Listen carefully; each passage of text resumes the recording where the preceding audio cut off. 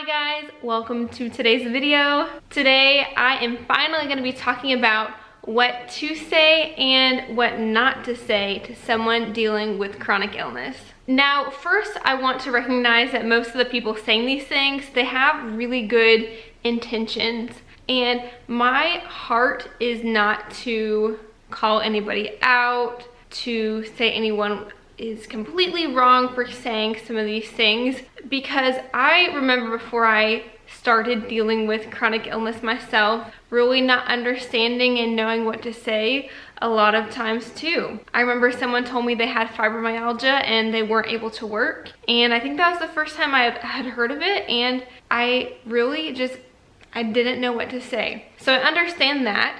But what I hope to do, because I'm someone who deals with chronic illness, I experience people all the time saying things that they're intending to be helpful, but it might unintentionally come across as a little bit hurtful. It just kind of depends. With that said, I just want to give you some of my perspective. So I've got a list. When I was writing out the list, I came up with over 30 things. We're not going to do all 30. Also, I've watched quite a few videos of what not to say to people with chronic illness, but they didn't have the what you should say. So I want to help you with that a little bit in this video. The first one is one that I've talked about on my channel. It's saying, but you don't look sick.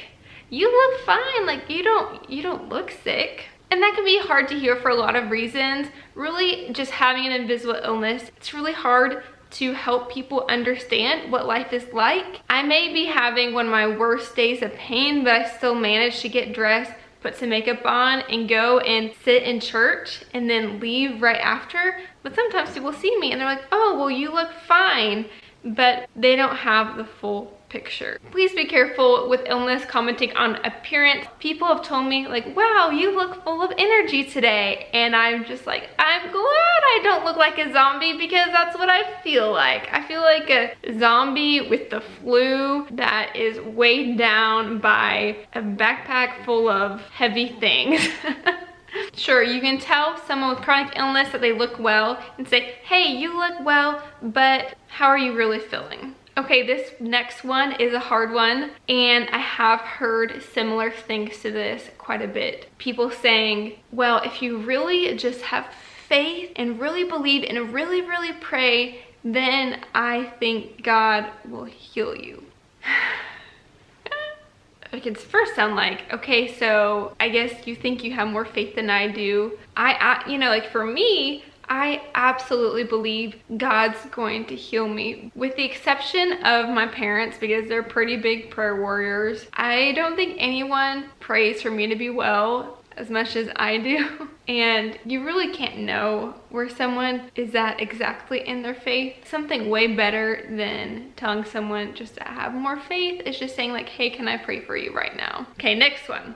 I wish I had as much free time as you. I wish I could stay home all the time and watch Netflix. It must be so nice to not have to work. Most people with chronic illness, they can feel so trapped and isolated. For me, sometimes it can be torturous to have to spend so much time at home. It's crazy the things that I'm not able to do, even though I have the free time to do them. On some of my worst days, watching Netflix will make me feel worse just because of the stimulation. But on a normal day, it can be really frustrating because I've got so much free time and I'm struggling to get the dishes done or the laundry. Like right now, the laundry has been in the dryer for quite a few days now, and people with chronic illness just long to be able to have the lives they used to have. Please don't say that you wish you had our lives.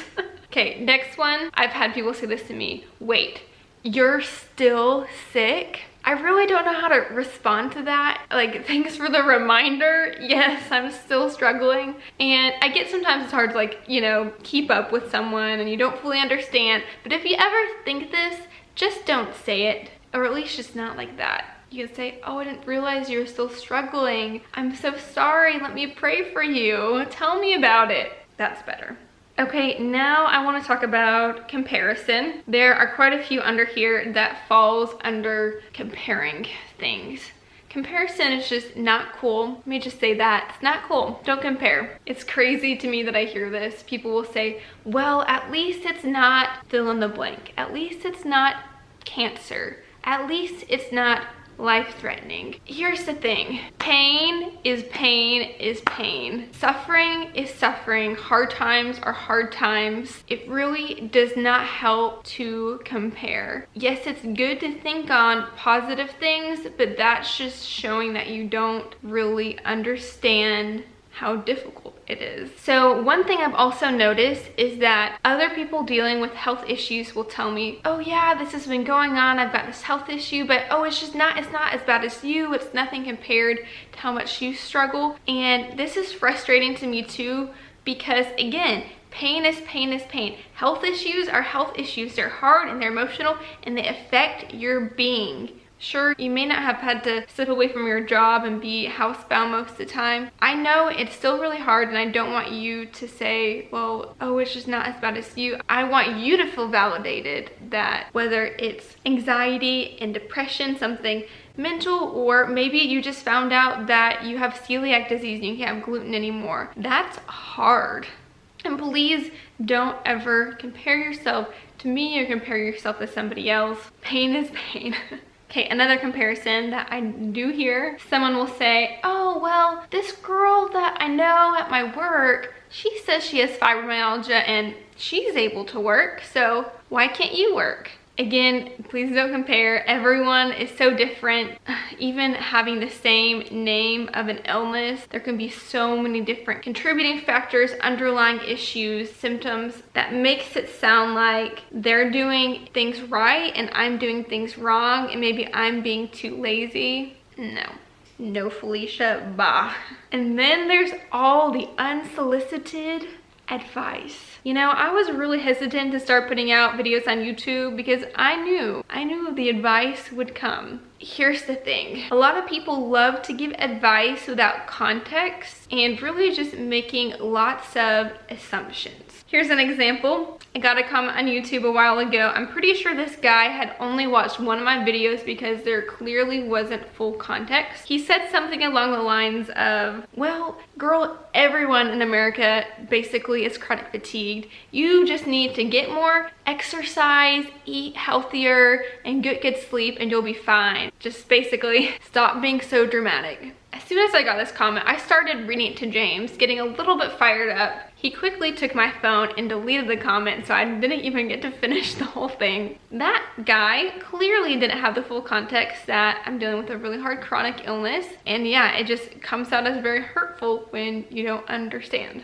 Then there's the people who will say like, oh, well, have you tried drinking more water? Or, oh, you know, have you gotten your iron tested? I think you might be low in iron. Drinking more water and having enough iron are very, very important, but you just have to understand that when you're dealing with something as significant as this, you are going to be doing the work and doing the research. It's crazy all the amount of testing that I've done, and without asking any questions or really getting more context, it's easy to make those assumptions and then try to give advice. Then people will say things like, oh, well, have you tried changing your diet? Have you tried getting rid of gluten? And if you watch my videos, you know all about how I've significantly changed my diet and am very restricted in what I eat. Another example is, oh, well, I think you might get better if you just get some exercise. Ooh.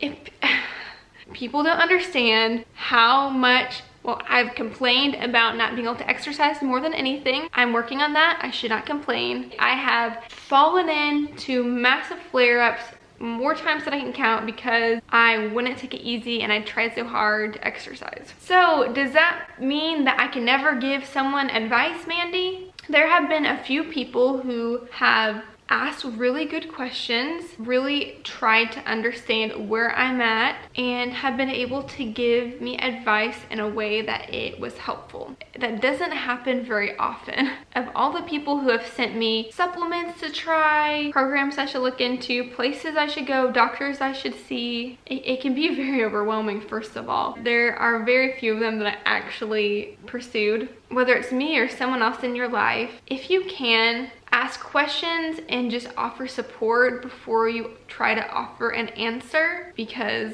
trust me, that person is probably really doing the work to find any kind of answer. Keep that in mind. Now, this is one that isn't bad at all. It means a lot when people say this, but it's not the most helpful, and I'll explain why. When people say, please let me know if you need anything, please just let me know, I'm here for you. Some people offer more specifics, like, oh, if you ever need me to bring dinner, or if you just need someone to help mow your lawn, just let me know. And I am someone personally that really struggles with asking for help. I mean, if you basically, if people offer to bring me dinner, I'll probably just tell them that I'm fine. If you ask James, he'll be like, oh yeah, that's great, totally bring it, food. What helps me the most, and I would imagine other people with chronic illness feel the same way, it really helps when you say specifically, hey, I am running by Walmart and I'll be kind of near your house. Is there anything I can pick up for you? Being really specific. Could be, hey, I know that you said you had a flare-up. I would like to bring dinner to you. Which one of these days work?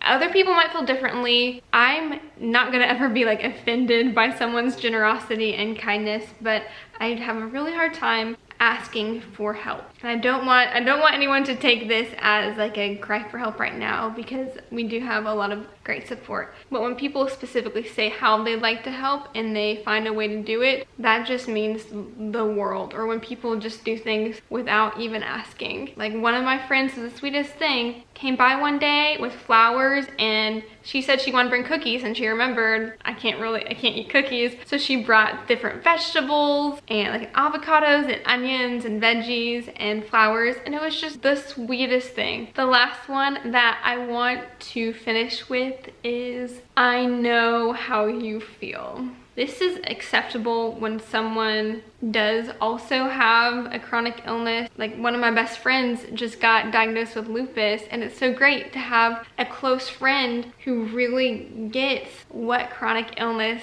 is like. But a lot of times when someone who is a pretty functional, healthy human being, and they say, I know how you feel, really that's just an indicator that you don't know how I feel at all. Empathy can really make a difference, but what shows way more empathy than saying, I know how you feel, saying, hey, help me understand what you're going through even better. Help me understand your illness. And really, I don't know if I just want to spread awareness, but I am realizing there are so many people out there who have autoimmune diseases, who have different things like fibromyalgia or chronic fatigue syndrome, Lyme disease. There are so many people out there struggling. Most of disease is invisible. A lot of people just feel isolated and unsupported because not everyone really understands what to do or what to say. If I went out and broke my leg, people